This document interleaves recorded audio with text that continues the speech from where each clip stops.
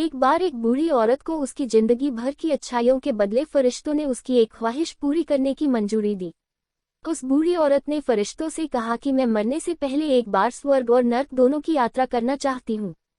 फरिश्तों ने उस औरत की ख्वाहिश पूरी करने का वचन दिया और उसे अगले ही क्षण एक बहुत बड़े भोजन कक्ष में ले जाया गया, जहां पर बहुत विशाल डाइनिंग टेबल थे। उन पर बहुत ज्यादा स्वादिष्ट दिखने वाले भोजन रखे हुए थे और बहुत अच्छी अच्छी ड्रिंक्स भी रखी हुई थी। मगर उस टेबल के चारों तरफ बैठे लोग बहुत ज्यादा मायूस, भूखे और दुखी लग रहे थे।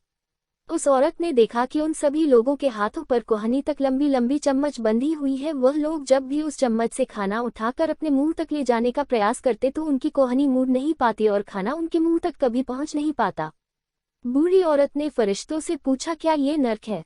फरिश्तों ने कहा हाँ। औरत ने तुरंत कहा, मुझे यहाँ से दूर ले चलो, और अगले ही क्षण उस बूढ़ी औरत को एक भोजन कक्ष में लाया गया। उसी भोजन कक्ष में जहाँ पर बड़े बड़े डाइनिंग टेबल थे, बहुत स्वादिष्ट दिखने वाला भोजन और अच्छे अच्छे ड्रिंक्स टेबल पर सजाई गई थी। मगर इस बार डाइनिंग टेबल के चारों तरफ बैठे लोग खुश थे, हंस रहे थे और उनके चेहरों पर संतुष्टि थी।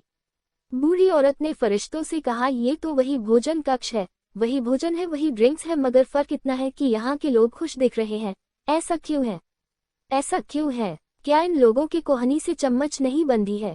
फरिश्तों ने उस औरत से कहा, ध्यान से देखो, इन लोगों के हाथों से भी कोहनियों तक चम्मच बंधी हुई है। फर्क सिर्फ इतना है कि इन लोगों ने एक दूसरे को खाना खिलाना सीख लिया है। दोस्तों, इस छोटी कहानी की तरह ही हम चाहे तो हमारे जीवन में इसी पृथ्वी पर ही स्वर्ग या नरक दोनों का अनुभव कर सकते हैं।